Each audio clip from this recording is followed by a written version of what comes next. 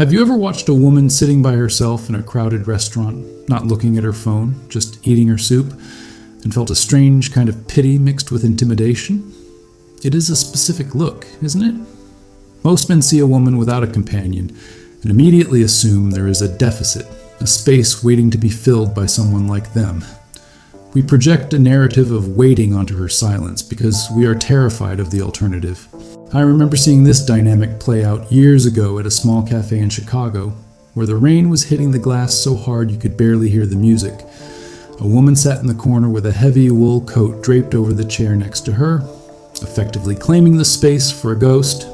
She wasn't reading or scrolling, she was just stirring her coffee and watching the steam rise. I caught myself wondering who stood her up, or if she was lonely. That instinct to pity her was a defense mechanism on my part, a way to maintain the illusion that she needed something I possessed. But as I watched her over the course of an hour, I realized something that made my stomach turn slightly. She wasn't enduring the solitude, she was inhabiting it. There was a richness to her posture that suggested she was currently in the middle of a conversation with herself that was far more interesting than anything I could offer. This is the woman who lives alone, not out of circumstance or tragedy, but out of a deep, resonant alignment with her own nature. Men often mistake her autonomy for availability, thinking that because the seat is empty, the life is empty. We approach with our lines and our practiced charm only to hit a wall that isn't made of hostility, but of indifference. It is the most confusing thing a man can encounter because it renders his standard tools useless. I'm not talking about the recluse or the person hiding from the world because they've been hurt too many times to trust again. That is a different energy entirely, one that smells like old dust and fear. I'm talking about the woman who goes home to an empty apartment, takes off her earrings, pours a glass of water, and feels an overwhelming sense of arrival rather than lack. She has cultivated a secret power that most of us spend our lives running from. To understand what she has, we have to look at what we lack. And that requires an honesty I wasn't capable of for most of my 30s. We move through the world looking for mirrors, for people to reflect our value back to us, so we know we exist. When we meet a woman who doesn't need a mirror, who generates her own gravity, it feels like a violation of the laws of physics. It triggers a primal anxiety that suggests perhaps we are the ones who are incomplete. There's a distinct texture to the air around a woman who has befriended her own silence. It is not heavy or stagnant. It vibrates with a kind of electric potential that she hoards for herself. You might see her buying groceries on a Tuesday night, checking the ripeness of an avocado with a focus that seems excessive, but she's actually practicing a form of meditation. She is fully present because she's not splitting her attention to manage anyone else's ego. This is where the misunderstanding begins and where the danger lies for the unprepared man. You see the peace and you want to consume it, thinking that if you possess her, you will possess that stillness too. But you cannot simply walk into a sanctuary someone else built brick by brick and expect to be welcome just because you took your shoes off. You have to understand the cost of that solitude and the demons she had to slay to claim it. When she closes the door to her apartment and turns the deadbolt, the sound isn't just a mechanical locking of a threshold. It is a signal that the performance is over. Most of us don't realize how much energy we burn simply by being perceived by others, adjusting our facial expressions and our posture to fit into the social contract. For the woman who lives alone, the heavy coat of expectation drops to the floor the moment she is inside, leaving her light and dangerously untethered. I used to date a woman who lived this way, and I remember being baffled by how she spent her evenings when I wasn't there. I assumed she was waiting for my call, or at least filling the time with something productive, but she would tell me later that she spent 2 hours repotting plants or just listening to the rain against the window. At the time, I thought she was boring, but looking back, I realized I was simply jealous of her ability to be entertained by her own existence. There is a distinct confrontation that happens when the noise stops, and it is a confrontation most men will do anything to avoid. We turn on the television, we scroll through feeds, or we pour a drink, anything to drown out the low hum of our own insecurities. We are terrified that if we sit still long enough, we will hear a voice telling us that we aren't enough, that we haven't achieved enough, or that we are frauds. She has already had that conversation, and she survived it. She knows exactly where the creaks in the floorboards are, and she knows which drawer holds the batteries and the loose change. But more importantly, she knows the geography of her own mind. She doesn't need to distract herself from her thoughts because she has made friends with them, even the ugly ones that tell her she is aging or that she made a mistake 5 years ago. This acceptance creates a stability that feels like a physical weight when you stand next to her. I admit that I find this intimidating, perhaps even more than I find it attractive, because it changes the currency of any potential relationship. If she doesn't need me to protect her from the silence, and she doesn't need me to validate her worth, then what am I actually for? This is the question that haunts the modern man when he encounters a self-possessed woman. We are used to being the architects of a woman's safety, but she has already built her own fortress. It is not that she is perfect, or that her apartment is a shrine to Zen mindfulness. Often it is cluttered with half-read books, and there are dishes in the sink from the morning. But the disorder is hers, and she doesn't apologize for it, nor does she rush to clean it up just because a guest might arrive. I suspect that her comfort with external mess comes from a lack of internal clutter, though I could be romanticizing it a bit to make myself feel better. The power she holds is rooted in the fact that she has integrated the parts of herself that society tells women to cut off. She allows herself to be lazy, to be selfish with her time, to eat cold pizza in her underwear without feeling like a failure of femininity. By refusing to perform for an invisible audience, she preserves a reservoir of energy that most people deplete by noon.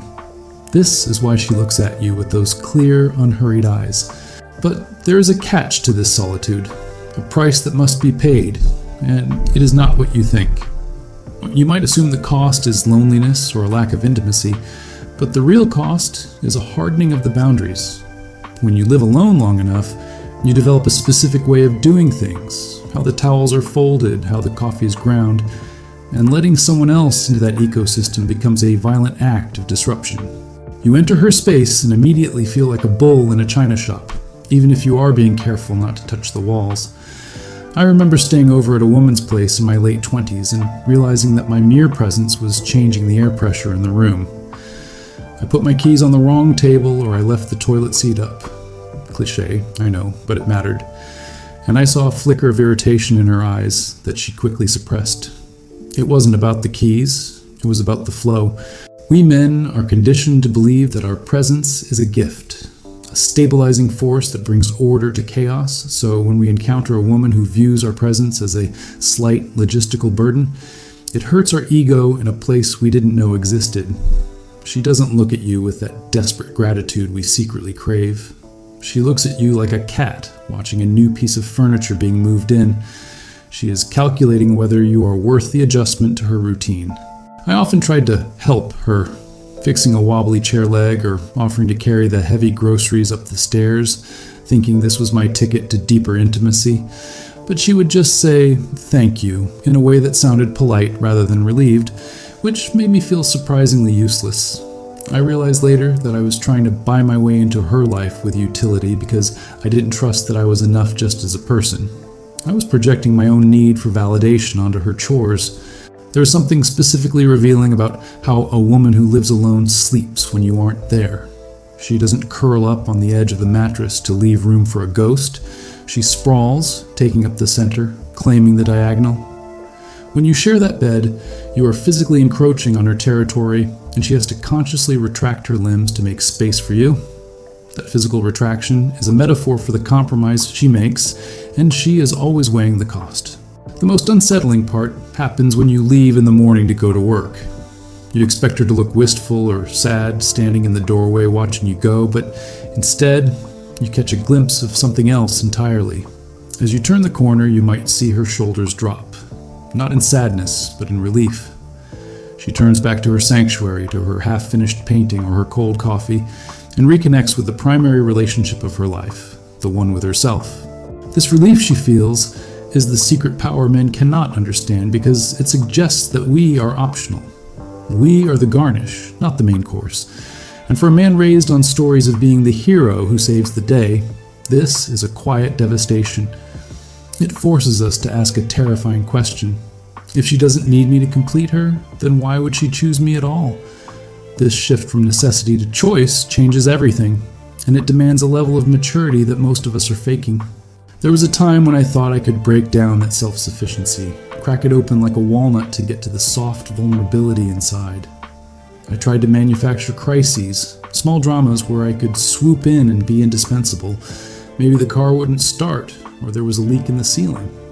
But the woman who lives alone has dealt with leaks and dead batteries for years. She has a guy for that. Or she watched a tutorial and fixed it herself with a butter knife and some duct tape. My attempts to create dependency backfired spectacularly because they revealed my own insecurity rather than her frailty. One evening, the power went out in her neighborhood during a storm, and I called her, expecting her to be frightened or at least bored in the dark. Instead, she sounded annoyed that I had interrupted her reading by candlelight. She wasn't scared of the dark. She had merely shifted gears, poured a glass of wine, and accepted the change in ambiance. This resilience is not just practical. It is emotional armor forged in the fires of Sunday afternoons spent without plans. Sunday is the hardest day for the lonely, the day when the silence is loudest. And if you can conquer Sunday alone, you can conquer anything. She has learned to structure her own time without the scaffolding of work or social obligation, creating rituals that give her life meaning without requiring an audience. I started to notice that her conversations were different too. She rarely complained about things she could change, and she had zero tolerance for gossip. When you spend a lot of time alone, you realize how much social chatter is just noise designed to fill the void, and you lose the patience for it. She spoke with an economy of words that I found bracing, cutting through my usual preamble to get straight to the point. It forced me to be more honest, which was uncomfortable. But don't mistake this strength for hardness. That would be too simple, and life is never that binary. Beneath that capability, there is a tenderness that she protects fiercely, reserved only for those who prove they won't trample it.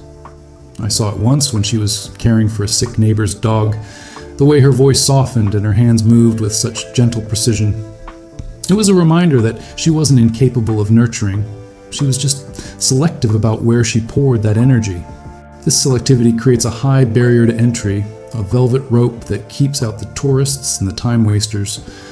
Most men bounce off this barrier and call her cold or difficult because it protects their ego from the rejection.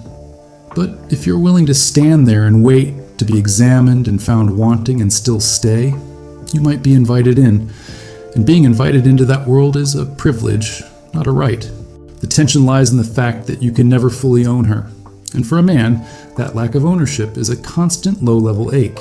You want to merge, to become one, but she will always retain that separate core, that room inside herself where you are not allowed. It is the source of her power, but it is also the source of your anxiety, the reminder that she was whole before you arrived, and she will be whole after you leave. I recall a specific argument we had, standing in her kitchen while the kettle screamed on the stove, completely ignored. I was upset because she had made a major decision, booking a solo trip to Vietnam, without consulting me first. To me, it felt like a betrayal of the partnership, a sign that she didn't factor me into her future. To her, it was simply a Tuesday. She had the money, she had the time, so she booked the ticket. "Why is this about you?" she asked, genuinely puzzled, leaning against the counter with her arms crossed. She wasn't being defensive. She was just observing my distress with that maddening calmness. I realized then that my anger wasn't about the trip. It was about the reminder that her life was a moving train that didn't need me to shovel coal into the engine. I wanted to be the conductor, but at best, I was a passenger. This is the friction point where many relationships with independent women fracture. We men say we want an independent partner, but what we often mean is that we want a woman who doesn't need us for money, but still needs us for direction. When we encounter true autonomy, the kind that makes decisions without seeking permission or consensus, we panic. We feel like our role is being erased, script line by script line. There's a subtle cruelty in this dynamic, though neither party intends it. She hurts me by not needing me, and I hurt her by trying to make her need me. It is a dance of egos, where I am stepping on her toes, and she is trying to unclasp my hands from her waist. I watched her pack for that trip, weeks later, folding her clothes with military precision, and I felt a pang of loss that had nothing to do with her being away for 2 weeks. It was the realization that she would see things, taste things and feel things that I would have no part of, and she was perfectly fine with that separation. She didn't need me to witness her life for it to be real. This challenged my entire worldview, which was built on the subconscious belief that a woman's experiences are only validated when a man is there to acknowledge them. Yet, in that kitchen, amidst the tension, there was also a strange liberation for me if I chose to accept it. If she didn't need me to be her savior, then I was free from the burden of having to be perfect. I could just be a man, flawed and uncertain, without the crushing weight of having to hold up her sky. It was a terrifying freedom, like stepping off a cliff and hoping the air would hold you. I remember watching her water her plants before she left for the airport, checking the soil moisture with her finger. It was such a mundane act, yet it contained the essence of her power. She nurtured life on her own terms. She didn't ask the plants to love her back. She just gave them what they needed and let them be. I wondered if I could ever love her like that, without demanding a return on my investment. While she was gone, I spent time in my own apartment, which suddenly felt smaller and quieter than usual.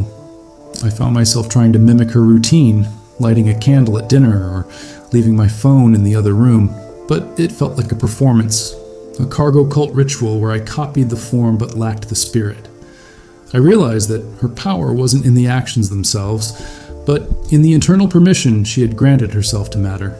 I started to see my own friends differently during that time, noticing how many of them were in relationships that functioned like life support systems. They were terrified of silence, filling every gap in conversation with jokes or complaints, clutching their partners like driftwood in a stormy sea. I saw the desperation in their eyes that I used to think was love, and I recognized it as dependency. It made me feel sick, and then it made me feel ashamed. When she returned from Vietnam, she looked different, not tanned or changed in some dramatic movie way, but sharper, more vivid. She brought me a small gift, a wooden carving, and handed it to me with a smile that didn't reach her eyes in the way I wanted. She was still processing her journey, still inhabiting a mental landscape where I didn't exist, and I had to physically restrain myself from asking, "Did you miss me?" That question, "Did you miss me?" is the ultimate trap. If she says yes, you feel a temporary hit of validation, but you doubt its sincerity. If she says no or hesitates, you're devastated. The woman who lives alone often doesn't miss people in the way we expect. She thinks of them fondly. She looks forward to seeing them, but she doesn't feel a hole in her chest when they are gone. She is not Swiss cheese. She is a solid block of cheddar. I watched her unpack, shaking out dusty clothes that smelled of spices and humidity, and I felt a surge of admiration that finally overpowered my insecurity. She had navigated a foreign country alone, eaten alone in street stalls, slept alone in strange beds, and she'd come back larger than she left. My desire to possess her was suddenly replaced by a desire to witness her, to simply be near that fire without trying to put it in a jar. This shift is crucial for any man who wants to survive a relationship with such a woman. You have to move from being a consumer to being a connoisseur. You have to learn to appreciate the art without needing to sign your name in the corner of the canvas. It requires a death of the ego, a painful shedding of the skin that says, "I am the main character." But the shadow side of her independence was still there, lurking in the quiet moments. I noticed she struggled to ask for help even when she clearly needed it, like when she cut her hand opening a package and tried to bandage it herself with her teeth rather than call me from the other room. It was a reflex, a muscle memory of solitude that rejected assistance as a weakness. I walked in and saw her struggling, blood dripping on the floor, and I didn't say, "I told you so," or try to take over. I just handed her the scissors and held the gauze, acting as an assistant rather than a savior. She looked at me for a second, surprised, and then let out a breath she had been holding for 10 years. In that moment, the wall cracked just a hairline, and that was enough. That crack in the wall didn't lead to a flood, it led to a trickle, but water creates its own path over time. We started to find a rhythm that wasn't based on need but on parallel play, like two toddlers in a sandbox who are happy to build their own castles but occasionally trade shovels. It wasn't the passionate merger of souls I had been taught to expect from movies, but it was sustainable. It felt like sturdy furniture rather than a fragile antique. I began to understand that her secret power wasn't magic. It was simply the result of compound interest. She had invested in herself every single day for years, reading that book, taking that walk, enduring that silence, while I had been spending my capital on seeking approval. Her emotional bank account was full, and mine was overdrawn, and that imbalance had been the source of all my anxiety. One rainy Tuesday, we were sitting on her couch, not touching, just reading separate books. The only sound was the traffic outside and the turning of pages. I looked at her, wearing oversized wool socks and frowning slightly at a difficult paragraph, and I felt a sudden, piercing clarity. I didn't need to break into her fortress. I just needed to build my own next door. The goal wasn't to invade her solitude, but to match it with my own. To become a man who could sit in a chair for an hour without checking his phone, who could eat a meal alone without feeling pathetic, who could source his validation from his own gut rather than a woman's eyes. It was a daunting prospect because it meant doing the work I had avoided for decades, the boring, unsexy work of growing up. She sensed me looking at her and glanced up, marking her page with a finger. "What?" she asked, not aggressively, but with that directness that used to intimidate me. "Nothing," I said, and for the first time it was the truth. I wasn't looking for a reaction. I was just looking. She held my gaze for a second, then went back to her book. That small interaction was a victory. It was the absence of demand, but let's not pretend it was a fairy tale ending where we rode off into the sunset of mutual actualization. There were still days when her independence felt like a cold shoulder, days when I wanted to shake her and say, "Need me, damn it?" The ego is a persistent beast. It doesn't die, it just sleeps with one eye open. And she had her own struggles, moments where her rigid self-reliance kept her from true intimacy, where she chose safety over connection. The woman who lives alone has a secret power, yes, but she also has a secret burden. She carries the weight of her own world, and sometimes that weight is crushing. She just doesn't show it because she's forgotten how to share the load. My job wasn't to take the load from her forcibly, but to stand close enough that she could lean if she ever decided to lose her balance. And that is the crux of it all. The tension never fully resolves. You live in the space between the desire for merger and the reality of separation. You learn to love the gap rather than trying to close it. You realize that the gap is where the air is, where the spark can breathe, where the mystery survives. So, where does this leave us, the observers, the men standing on the sidewalk looking up at her lit window? We are left with a choice. We can continue to view her autonomy as a threat, a sign of our own obsolescence, and retreat into bitterness or shallow conquests. Or we can view it as an invitation to a higher game, a challenge to raise our own standard of living, not financially, but spiritually. The woman who lives alone is not a puzzle to be solved or a fortress to be conquered. She is a mirror reflecting the parts of ourselves we have neglected. When you see her eating alone in that restaurant, or walking home with her keys in her hand, do not pity her. Pity the version of yourself that cannot imagine being whole without an audience. Pity the part of you that needs a witness to feel real. If you are lucky enough to be invited into her space, do not try to fill it. Do not bring your noise, your clutter, your desperate need to be the protagonist. Bring your own silence. Bring your own wholeness. Meet her not as a half looking for a whole, but as a sovereign nation meeting another sovereign nation at the border. There is a respect in that meeting that burns cleaner and longer than the desperate groping of two drowning people. I still think about that woman in the Chicago café, the steam rising from her coffee, the rain blurring the world outside. I wonder if she knows that she saved me, not by loving me, but by ignoring me, by showing me that a human being can be a complete ecosystem. She gave me permission to stop searching for my missing piece and start forging it myself. We spend our lives waiting for someone to give us the keys to the kingdom, to tell us we are good, we are worthy, we are men. But she has the keys in her pocket and she knows the truth. The kingdom was never locked. It was just empty, waiting for us to inhabit it. The secret power she has is simply the courage to be the only person in the room and not feel outnumbered. And perhaps, if we stop running, if we stop projecting, if we stop demanding, we might find that power in ourselves. We might sit in a chair, listen to the rain, and feel not lonely, but arrived. We might finally understand that the woman who lives alone was never waiting for us.